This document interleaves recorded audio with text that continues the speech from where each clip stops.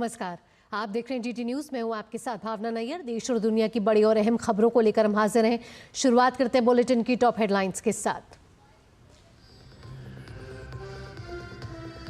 राष्ट्रपति द्रौपदी मुर्मू ने लिस्बन में पुर्तगाल के राष्ट्रपति मार्सेलो रेबेलो डी सूजा के साथ प्रतिनिधिमंडल स्तर की वार्ता की। राष्ट्रपति मुर्मू आज लिस्बन में भारतीय समुदाय को करेंगी संबोधित।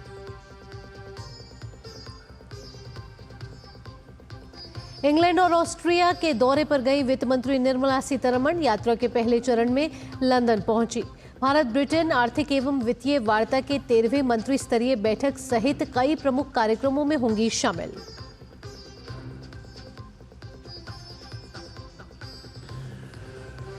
दुबई के क्राउन प्रिंस शेख हमदान बिन मोहम्मद अल मखतूम भारत की 2 दिवसीय यात्रा पर आज नई दिल्ली पहुंचेंगे। प्रधानमंत्री, रक्षा मंत्री और विदेश मंत्री से करेंगे मुलाकात।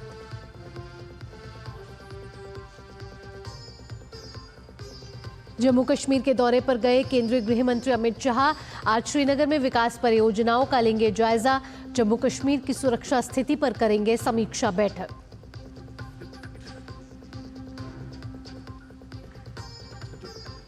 और मुंबई आतंकी हमले के आरोपी आतंकी तहव्वुर राणा के भारत प्रत्यर्पण की राह और आसान हुई।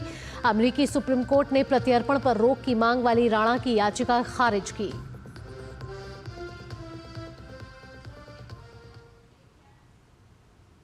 और अब खबरें विस्तार से।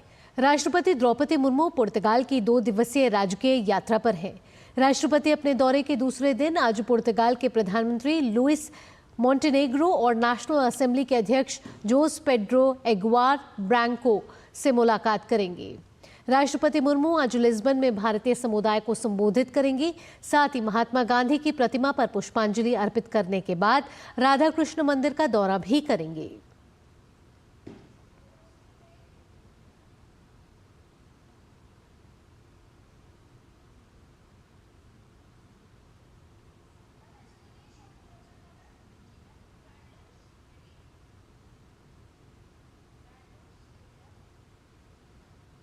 वहीं कल राष्ट्रपति द्रौपदी मुर्मू के सम्मान में पुर्तगाल के राष्ट्रपति मार्सेलो रेबेलो डी सूजा की ओर से राजकीय भोज का आयोजन किया गया।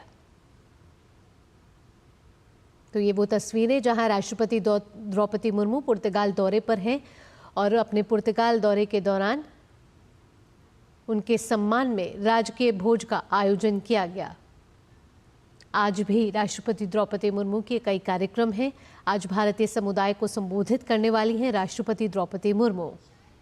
आपको बता दें कि राष्ट्रपति द्रौपदी मुर्मू इस समय पोर्चुगल के लिस्बन में मौजूद हैं, जहां उनके सम्मान में राजकीय भोज का आयोजन किया गया। और ये तस्वीरें अपने पुर्तगाल दौरे की राष्ट्रपति द्रौपदी मुर्मू की।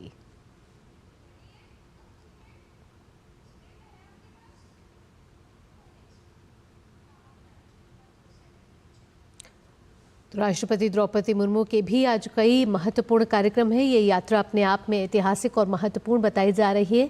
आपको बता दें कि राष्ट्रपति द्रौपदी मुर्मू पुर्तगाल की 2 दिवसीय यात्रा पर हैं और कल उनके सम्मान में राजकीय भोज का आयोजन किया गया। आइए बढ़ते अगली खबर की ओर। केंद्रीय गृह मंत्री अमित शाह जम्मू कश्मीर के दौरे पर हैं। अमित शाह आज श्रीनगर में विकास परियोजनाओं का जायजा लेंगे। इसके अलावा जम्मू कश्मीर की सुरक्षा स्थिति पर एक उच्च स्तरीय समीक्षा बैठक भी करेंगे। इससे पहले कल अमित शाह ने कठुआ में सीमा चौकी विनय का दौरा किया और वहां तैनात बीएसएफ के जवानों से बातचीत की। तो गृह मंत्री अमित शाह जो अपने जम्मू कश्मीर दौरे में उन्होंने श्रीनगर में कई विकास परियोजनाओं का जायजा लिया और साथ ही साथ सुरक्षा स्थिति की भी समीक्षा की। आपको बता दें कि अमित शाह इस समय जम्मू कश्मीर के दौरे पर हैं और गृह मंत्री अमित शाह ने जम्मू कश्मीर के दौरे में श्रीनगर में कई विकास परियोजनाओं का जायजा लिया। आगे बढ़ते हुए ब्रिटेन और ऑस्ट्रिया के 6 दिवसीय दौरे पर गई वित्त मंत्री निर्मला सीतारमण यात्रा के पहले चरण में सोमवार शाम लंदन पहुंच गई हैं। यूके में भारतीय उच्चायुक्त ने हीथ्रो हवाई अड्डे पर वित्त मंत्री का स्वागत किया। वित्त मंत्री कल लंदन में भारत ब्रिटेन आर्थिक एवं वित्तीय वार्ता EFD की 13वीं मंत्री स्तरीय वार्ता में भाग लेंगे। इस वार्ता की सह अध्यक्षता वित्त मंत्री निर्मला सीतारमण और ब्रिटेन के वित्त मंत्री की ओर से की जाएगी। इस दौरान वे ब्रिटेन और ऑस्ट्रिया के थिंक टैंकों, निवेशकों और व्यापार जगत के नेताओं के साथ विचार विमर्श करेंगे। निर्मला सीतारमण के इस दौरे के दौरान कई अहम समझौते भी हो सकते हैं। वित्त मंत्रालय के मुताबिक 13वां EFD दोनों देशों के बीच एक महत्वपूर्ण द्विपक्षीय मंच है। यह निवेश मामलों, वित्तीय सेवाओं, वित्तीय विनियमनों, UPI, अंतर संबंधों, कराधान मामलों और अवैध वित्तीय प्रवाह सहित वित्तीय सहयोग के विभिन्न पहलुओं में स्पष्ट सहभागिता के अवसर प्रदान करता है। दुबई के क्राउन प्रिंस शेख हमदान बिन मोहम्मद अल मखदूम भारत की 2 दिवसीय यात्रा पर आज नई दिल्ली पहुंचने वाले हैं। क्राउन प्रिंस के तौर पर यह भारत की उनकी पहली आधिकारिक यात्रा होगी।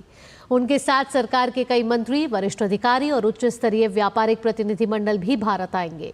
इस दौरान क्राउन प्रिंस प्रधानमंत्री नरेंद्र मोदी से मुलाकात करेंगे। साथ ही विदेश मंत्री डॉक्टर एस जयशंकर और रक्षा मंत्री राजनाथ सिंह के साथ भी उनकी मुलाकात होगी।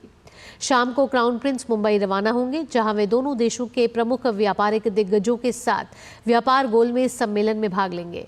बातचीत से पारंपरिक और भविष्य के संभावित क्षेत्रों में भारत संयुक्त अरब अमीरात के आर्थिक और वाणिज्यिक सहयोग और मजबूत होंगे। विदेश मंत्री डॉक्टर एस जयशंकर और अमेरिकी विदेश मंत्री मार्को रूबियो ने प्रस्तावित भारत अमेरिका द्विपक्षीय व्यापार समझौते को जल्द पूरा करने की सहमति जताई। उन्होंने एक्स पर जानकारी देते हुए लिखा, विदेश मंत्री रूबियो से बात करके अच्छा लगा। हमने हिंद प्रशांत, भारतीय उपमहाद्वीप, यूरोप, पश्चिम एशिया और कैरिबियाई देशों पर अपने विचारों का आदान प्रदान किया। दोनों देशों के बीच द्विपक्षीय व्यापार समझौते को जल्द पूरा करने के महत्व पर भी सहमति बनी।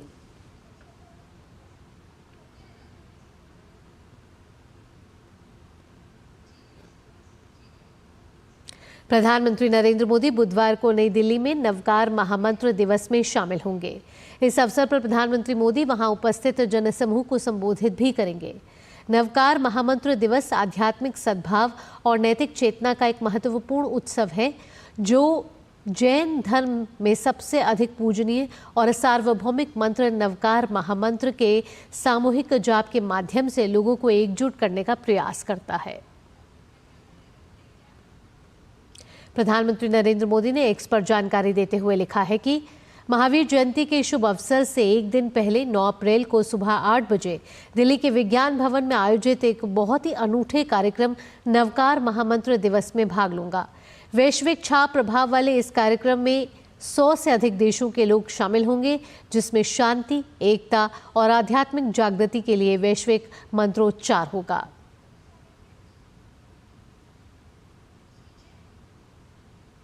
पीएम मुद्रा योजना का 1 दशक पूरा हो गया है। इस योजना के तहत 10 वर्ष में 52 करोड़ से ज्यादा खाते खोले गए और 33 लाख करोड़ रुपए के लोन बांटे गए। देश की महिलाओं को सशक्त करने में भी केंद्र सरकार की इस योजना ने महत्वपूर्ण भूमिका निभाई है और सामाजिक समावेशन को बढ़ावा दिया है। इस योजना की शुरुआत के बाद से IMF कई बार इसके प्रभावों का जिक्र कर चुका है और इसकी तारीफ भी कर चुका है। वहीं SBI की हालिया रिपोर्ट में मुद्रा लोन के विस्तार की प्रशंसा की गई है। पीएम मुद्रा योजना की 10 वर्ष की उपलब्धियों पर देखते हैं ये खास रिपोर्ट। 8 अप्रैल 2015 को प्रधानमंत्री नरेंद्र मोदी ने मुद्रा योजना की शुरुआत की। इस योजना को micro units development and refinancing agency यानी मुद्रा के तहत भारत सरकार की छोटी इकाइयों के विकास और फंडिंग से जुड़ी गतिविधियों के लिए शुरू किया गया था। पिछले 10 वर्षों में PMMY के तहत कुल 52 करोड़ से ज्यादा खाते खोले गए हैं, जिनमें से 78% खाते शिशु श्रेणी, 20% खाते किशोर श्रेणी और 2% खाते तरुण और तरुण प्लस श्रेणी के हैं। दिलचस्प बात यह है कि शिशु खातों की कुल हिस्सेदारी वित्त वर्ष 2016 में 93% थी, जो वित्त वर्ष 2025 में घटकर 51.7% रह गई। वहीं किशोर खातों की हिस्सेदारी 2016 में 5.9% थी, जो बढ़कर 2025 में 44.7% हो गई है। ये साफ संकेत है कि कई शिशु खाते अब परिपक्व होकर ज्यादा ऋण सीमा वाले किशोर खातों में बदल चुके हैं, यानी MSME इकाइयों का आकार अब बड़ा हो रहा है। पीएम मुद्रा योजना का करीब 70% हिस्सा महिला उद्यमियों द्वारा लिया गया है। इससे महिलाओं की वित्तीय स्वतंत्रता बढ़ी है, लैंगिक समानता को बढ़ावा मिला है और कई राज्यों में महिला उद्यमों की स्थिति मजबूत हुई है। महिला लाभार्थियों की संख्या के लिहाज से बिहार, तमिलनाडु और पश्चिम बंगाल सबसे आगे हैं, जबकि कुल महिला भागीदारी के प्रतिशत के आधार पर महाराष्ट्र, झारखंड और पश्चिम बंगाल टॉप पर हैं। वहीं योजना के लाभार्थियों में 50% हिस्सा SC, ST और OBC वर्ग से है, जो ये दिखाता है कि हाशिए पर पड़े समूहों को भी PM मुद्रा योजना के जरिए मुख्य धारा से जोड़ने की कोशिश केंद्र सरकार ने की है। PM मुद्रा योजना ने हर साल औसतन करीब 2.5 करोड़ रोजगार के मौके पैदा किए हैं। इस योजना ने खास तौर पर छोटे शहरों और गाँवों में युवाओं में उद्यमशीलता की मानसिकता को प्रोत्साहित किया है। योजना के तहत ऋण से नए उद्यमियों को आगे बढ़ने में मदद मिली है। 7 करोड़ से अधिक साथी पहली बार स्वरोजगार से जुड़े हैं और खुद जुड़े इतना ही नहीं है, किसी ने 1 को, किसी ने 2 को, किसी को 3 को अपने यहां रोजगार दिया है। वो जॉब सीकर नहीं, वो जॉब क्रिएटर बना है। उद्यमशीलता को हर भारतीय के लिए सहज बनाने में मुद्रा योजना की बहुत बड़ी भूमिका है। बिना गारंटी के बैंक लोन की इस योजना ने महिला उद्यमियों, मेरे दलित, पिछड़े, आदिवासी उद्यमियों का एक बहुत बड़ा वर्ग देश में तैयार किया है और नए नए क्षेत्रों में किया है, दूर सुदूर गांवों में किया है। PM मुद्रा योजना ने अनौपचारिक क्षेत्र के व्यवसायों को औपचारिक रूप देकर लाभार्थियों की बेहतर सामाजिक स्थिति और आत्मसम्मान को बढ़ावा दिया है, देश के कर आधार का विस्तार किया है और देश के फाइनेंशियल इकोसिस्टम को मजबूत किया है। Bureau report, DD news. प्रधानमंत्री मुद्रा योजना ने कईयों के जीवन में सकारात्मक परिवर्तन लाने का कार्य किया है। कुछ ऐसी ही कहानी है छत्तीसगढ़ के बिलासपुर जिले के रहने वाले संजय सूर्यवंशी की। प्रधानमंत्री नरेंद्र मोदी के प्रयास से शुरू की गई मुद्रा योजना संजय सूर्यवंशी के लिए किसी वरदान से कम नहीं रही। संजय जैसे लाखों लोगों के लिए प्रधानमंत्री मुद्रा योजना एक नई रोशनी लेकर आई है। ये योजना उन लोगों को आगे बढ़ाने का मौका देती है जो संसाधनों की कमी के कारण अपने सपनों को पूरा नहीं कर पाते थे। संजय सूर्यवंशी बिलासपुर जिले के विल्हा विधानसभा के सिरगिटी के रहने वाले हैं। बचपन से ये दिव्यांग हैं। संजय की आर्थिक स्थिति ठीक नहीं थी, लेकिन प्रधानमंत्री मुद्रा लोन योजना के माध्यम से मिले लोन से अपना खुद का व्यवसाय शुरू कर दिया है। लाभार्थी संजय सूर्यवंशी कहते हैं कि मैं बचपन से दिव्यांग हूँ, लेकिन आत्मनिर्भर बनना चाहता था। प्रधानमंत्री मुद्रा योजना से मुझे बिना गारंटी के लोन मिला, जिससे मैंने अपना खुद का व्यवसाय शुरू किया। अब मैं न सिर्फ खुद सक्षम हूँ, बल्कि दूसरों को भी रोजगार देने की कोशिश कर रहा हूँ। मुझे 1 लाख रुपए प्रधानमंत्री मुद्रा योजना के तहत मिले हैं। संजय सूर्यवंशी देश के प्रधानमंत्री नरेंद्र मोदी का भी आभार व्यक्त करते हैं, जिन्होंने प्रधानमंत्री मुद्रा लोन योजना की शुरुआत की है। उनका कहना है कि प्रधानमंत्री ने हम जैसे गरीब परिवारों का ख्याल रखा, जिससे हम आत्मनिर्भर बने और साथ ही हम व्यवसाय भी कर रहे हैं। प्रधानमंत्री नरेंद्र मोदी का बहुत बहुत धन्यवाद और बहुत बहुत आभार व्यक्त करता हूं मैं। जो प्रधानमंत्री मुद्रा लोन का योजना जो चलाए हुए हैं, हम जैसे गरीब असहाय के लिए बहुत अच्छी योजना है, जिससे हमको अच्छे से अच्छे लाभ हो रही है। मेरे को प्रधानमंत्री मुद्रा योजना से 1 लाख रुपए मिला है, जिससे मैं छोटा सा दुकान डाला हूँ, जिसमें स्थिति मेरी बहुत पहले गंभीर थी। आज वो स्थिति मेरा बहुत अच्छा हो गया है और इस योजना से मुझे अच्छी सी लाभ मिला है। इसके कारण ये मेरा छोटा सा दुकान है जिसको मैं खोल पाया हूँ। प्रधानमंत्री मुद्रा योजना के तहत अब तक करोड़ों लोगों को लोन दिया जा चुका है, जिससे वे आत्मनिर्भर बनने के अपने सपनों को साकार कर रहे हैं। संजय सूर्यवंशी की ये सफलता दिखाती है कि अगर सरकार की योजनाओं का सही उपयोग किया जाए तो हर व्यक्ति अपने जीवन में बदलाव ला सकता है। तो ये थी संजय सूर्यवंशी की प्रेरणादायक कहानी, जिन्होंने प्रधानमंत्री मुद्रा योजना के जरिए अपने सपनों को नई उड़ान दी। ये योजना न सिर्फ आर्थिक सहायता प्रदान कर रही है, बल्कि आत्मनिर्भर भारत की दिशा में एक मजबूत कदम भी साबित हो रही है। संजय बचपन से ही दिव्यांग है, लेकिन प्रधानमंत्री मुद्रा लोन का लाभ मिलने के बाद उनके जीवन में बदलाव आया है और उन्होंने एक अपना व्यवसाय शुरू किया है। Somesh Patel, DD news, Bilaspur. प्रधानमंत्री मुद्रा योजना के 10 वर्ष पूरा होने के अवसर पर वित्तीय मामलों के विभाग के सचिव ने DD न्यूज से खास बातचीत में बताया कि मुद्रा योजना का फायदा सबसे ज्यादा महिला और ग्रामीण उद्यमियों को हुआ और 20% लाभार्थी पहली बार किसी योजना का फायदा उठाने में सफल रहे। हम लोग 10 साल में बहुत गरीब लोगों को पीएम मुद्रा स्कीम से हम लोग हेल्प कर पाया। 52 करोड़ से ज़्यादा लोग लोन अकाउंट्स को हम लोग ये स्कीम हम लोग कवर किया और इससे 32 लाख करोड़ हम लोग ऋण दिया था ये सब लोगों को। और इसमें 68% वुमेन बेनिफिशरीज है और SC, ST, OBC तीनों बैकवर्ड कास्ट है। इसमें 50% beneficiaries are from this 3 communities. So rural areas में, सेमी अर्बन एरियाज़ में और वुमेन, SC, ST कम्युनिटी सब लोग बहुत अच्छा से बेनिफिट हुआ और इसमें 20% beneficiaries are new beneficiaries. Break का जल्द हाजिर होते हैं।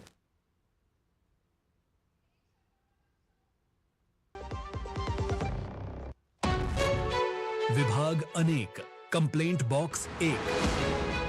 किसी भी सरकारी दफ्तर, विभाग या बैंक से जुड़ी शिकायत के लिए pgportal.gov.in पर जाएं, रजिस्टर करें, संबंधित विभाग चुनें, शिकायत दर्ज करें और ट्रैकिंग आईडी नोट करें।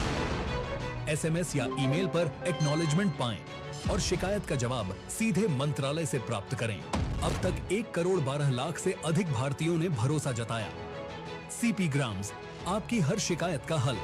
अभी शिकायत दर्ज करें pgportal.gov.in।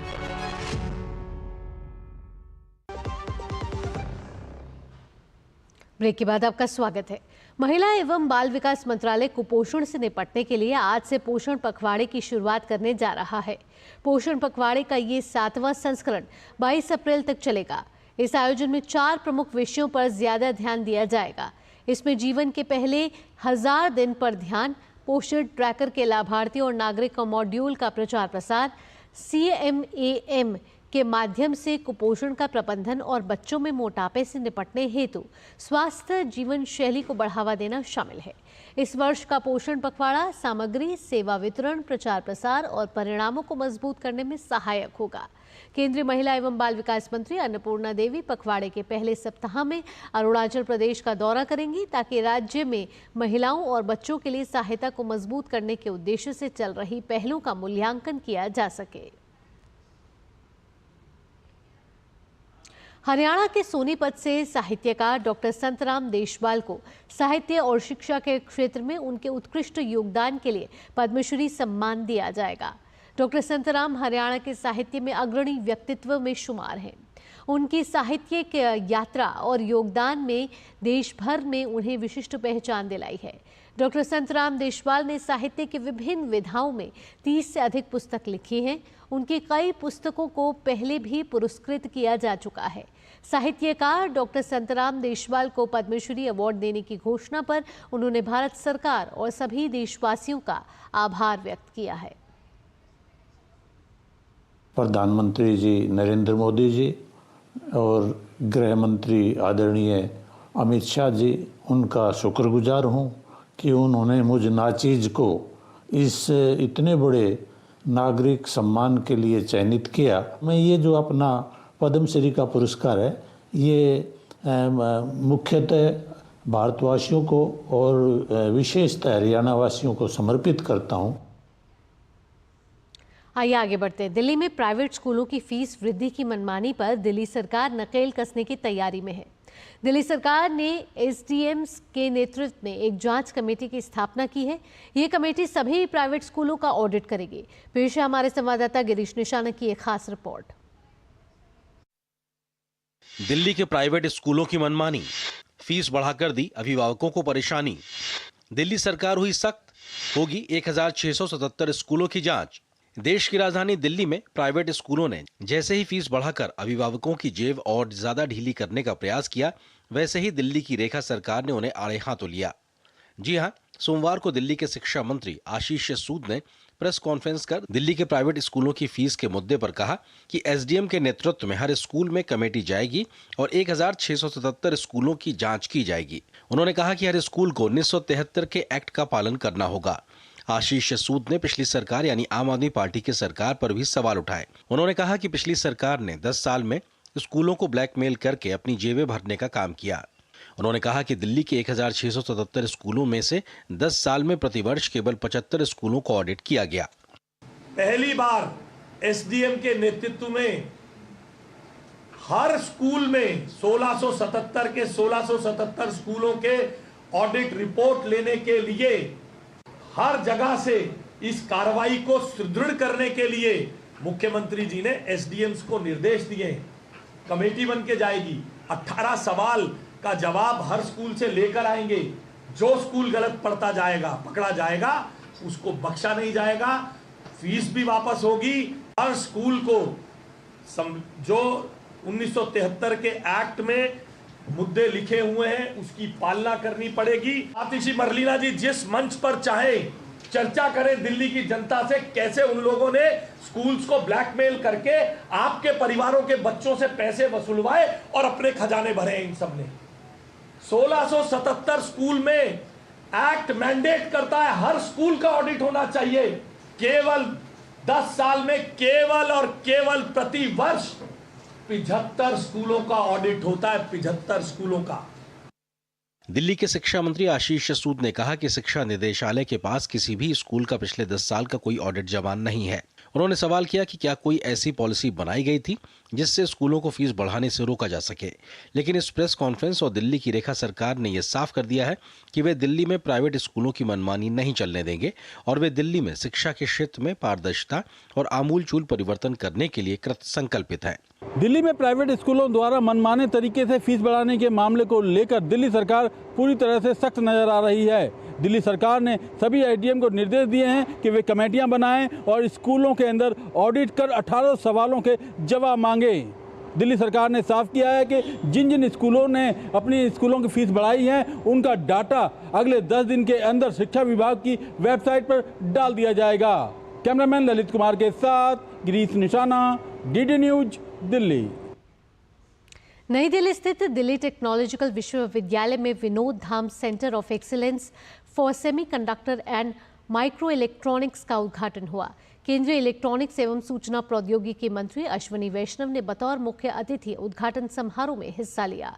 इस दौरान केंद्रीय मंत्री ने कहा कि वर्ष 2014 के बाद सेमीकंडक्टर इंडस्ट्री में तेजी के साथ ग्रोथ हुआ है। इस इंडस्ट्री का विकास प्रधानमंत्री नरेंद्र मोदी की दूरदर्शी सोच का नतीजा है। कुछ ही वर्षों पहले की बात अगर हम देखें, 2014 से पहले की बात, देश में सेमीकंडक्टर की इंडस्ट्री आएगी कोई सोच नहीं सकता था। इलेक्ट्रॉनिक्स मैन्युफैक्चरिंग वाज लाइक, कोई एंटरप्रेन्योर भी अपने बच्चों को बोले तो ऐसा बोलते थे कि सरवाइव करना मुश्किल होता है। अभी कुछ दिनों पहले I went to inaugurate a PC laptop plant in Chennai, तो जो उसके फाउंडर्स थे वो बोले जितना 35 years in their career, in their entrepreneurial journey नहीं हुआ, उससे ज़्यादा इन 5 वर्षों में उन लोगों की ग्रोथ हुई है। Because our Prime Minister Shri Narendra Modi ji is creating that environment for us, for our next generation. कार्यक्रम के दौरान छात्रों को संबोधित करते हुए केंद्रीय मंत्री अश्विनी वैष्णव ने यह भी कहा कि लक्ष्य अगर तय हो तो सफलता मिलनी ही है। लाइफ में बहुत अप्स एंड डाउन्स आएंगे, अप्स एंड डाउन्स लाइफ का पार्ट है, लेकिन जो आज डाउन्स है और जो आज अप्स है उससे लाइफ डिफाइन नहीं होगी। लाइफ डिफाइन होगी अगर आप परसिस्ट करोगे, अगर आप वाकई अपने गोल पे फोकस करके आगे चलोगे। अगर हम फोकस के साथ काम करें, आगे बढ़े, अपने गोल को क्लियरली माइंड में रखें, बहुत कुछ कर सकते हैं। और आइए अब बात कर लेते हैं वेव्स की। वेव्स चैलेंज के अंतर्गत create in India challenge season 1 के हिस्से के रूप में ट्रुथ टेल हैकाथॉन का आयोजन किया गया। फेक न्यूज और गलत सूचनाओं की पहचान पर इनोवेटर्स ने एआई टूल के जरिए अपने कई मॉडल सामने रखे। ट्रुथ टेल हैकाथॉन प्रतियोगिता में देश भर से 25 चयनित समूहों को प्रेजेंटेशन देने का मौका मिला और उन्होंने दिग्गजों को अपनी प्रेजेंटेशन भी दिखाई। दिल्ली में आयोजित कार्यक्रम में अंतिम रूप में 5 विजेताओं के नाम का ऐलान ट्रुथ टेल हैकाथॉन में किया गया। इसके विजेताओं को 10 लाख रुपए के नकद पुरस्कार दिए जाएंगे। आपको छोड़ जाते हैं इस खास रिपोर्ट के साथ। मुझे दीजिए अनुमति। नमस्कार। वेव्स चैलेंज के जरिए युवा प्रोफेशनल्स के साथ छात्रों को बड़ा मंच मिल रहा है। सूचना एवं प्रसारण मंत्रालय के सहयोग से create in India challenge season 1 के हिस्से के रूप में ट्रुथ टेल हैकाथॉन का आयोजन किया गया। फेक न्यूज और गलत सूचनाओं की पहचान कैसे आसानी से की जा सकती है, इस पर इनोवेटर्स ने एआई टूल के जरिए कई मॉडल्स सामने रखे। ट्रुथ टेल हैकाथॉन प्रतियोगिता में देश भर से 5600 से ज्यादा प्रतिभागियों ने हिस्सा लिया। इसमें 25 चयनित समूहों को चयन किया गया, जिनके प्रेजेंटेशंस को दिग्गजों ने देखा। दिल्ली में आयोजित एक कार्यक्रम में अंतिम रूप में 5 विजेताओं की घोषणा की गई। ये हैकाथॉन और कंपटीशन टाइप था, जिसमें हम लोग डिटेक्ट कर सकते हैं ऑटोमेटिकली कि कौन सा फेक है, कौन सा फेक नहीं है। इसका बेनिफिट ये रहेगा कि हम लोग यदि व्हाट्सएप में कुछ फॉरवर्ड करते हैं, फेसबुक में कुछ फॉरवर्ड करते हैं, तो उसको पहले वेरीफाई कर सकते हैं प्लेटफॉर्म के एंड से कि ये सच बात है, ये सच बात नहीं है। और सच बात नहीं है तो प्लेटफॉर्म के अंदर ही हम लोग ऐसे फीचर्स डाल सकते हैं कि उसको रोक सकते हैं। तो इससे काफ़ी फ़ायदा होगा कि फेक न्यूज़ आगे ना बढ़े और उसको इमीडिएटली बंद हो सके। हमारा देश जैसे कि टेक में गवर्नमेंट काफ़ी ज़्यादा इंटरेस्ट लेता है। फॉर एग्जांपल आधार कार्ड की बात करें, यूपीआई हमारे देश में आया है, तो मुझे लगता है एआई में भी सरकार जिस तरीके से इंटरेस्ट ले रही है ना, आई कैन टेल यू आने वाले 2-3 साल में हम मार्केट लीडर होंगे इसमें। ट्रुथ टेल हैकाथॉन का उद्देश्य एआई संचालित उपकरण बनाना है जो प्रसारकों और दर्शकों को गलत सूचनाओं की तथ्य जांच करने में मदद कर सके। इसके विजेताओं को 10 लाख रुपए के नगद पुरस्कार दिए जाएंगे। इसके साथ ही मिलेंगे उन्हें तकनीकी उद्योग के पेशेवरों और भारत सरकार द्वारा सलाह और इंक्यूबेट किए जाने का अवसर। I want to thank ICAR and Ministry of Broadcasting, Ministry of IT, and क्योंकि उन्होंने हमें एक मौका दिया अपने सॉल्यूशन को प्रेजेंट करने के लिए, हमें एक स्टेज दिया। अगर ये हैकाथॉन ना होता, मे बी हम इस फील्ड में कभी एक्सप्लोर ही ना कर पाते। सो हमें एक और सोचने का मौका दिया कि हम कैसे अपनी एआई स्किल्स को, मशीन लर्निंग स्किल्स को इस फील्ड में अप्लाई कर सकते हैं। इतना ज़्यादा अभी फेक न्यूज़ और एआई जनरेटेड फेक न्यूज़ जो है ज़्यादा वो वायरल होती है बड़े आराम से। उसके लिए हम लोग का मेन एम यही था कि एक सिस्टम बनाया जाए वेबसाइट बेस्ड, बाद में उसको ऐप वगैरह पे जैसे भी डालें। अभी के लिए वेबसाइट बेस्ड पे ही है, उसमें टेक्स्ट फॉर्म में, इमेज फॉर्म में और वीडियो फॉर्म में हम लोग चीज़ों को एनालाइज करते हैं। अपने खुद के एआई सिस्टम्स हैं जो कि हमने इन हाउस डेवलप किए हैं और बाहर से भी काफ़ी कुछ हेल्प ली है, काफ़ी रिसर्च पेपर्स पढ़े हैं, काफ़ी टाइम लगाया, 4 महीने का टाइम था। और उसके बाद हम लोगों ने ये एआई सिस्टम ऐसा बनाया जो कि वीडियो को भी देख के मतलब बता सकता है कि वो एआई जनरेटेड है या नहीं है। गौरतलब है कि वेव्स चैलेंज के जरिए देश भर में युवा तकनीकी पेशेवरों और छात्रों को अपनी प्रतिभा बड़े फलक पर दिखाने का अवसर मिला है। वेव्स शिखर सम्मेलन तकनीकी नवाचार के साथ साथ भारत की समृद्ध सांस्कृतिक विरासत का लाभ उठाकर पारंपरिक और उभरते मीडिया के बीच की खाई को पाटने का प्रयास करता है। वेव्स चैलेंज के आयोजन में युवा प्रतिभाओं को एक मंच मिला है और इससे क्रिएटिव इकोनॉमी को गति मिलने की उम्मीद है। शैलेंद्र मिश्र के साथ bureau report, DD news, Delhi.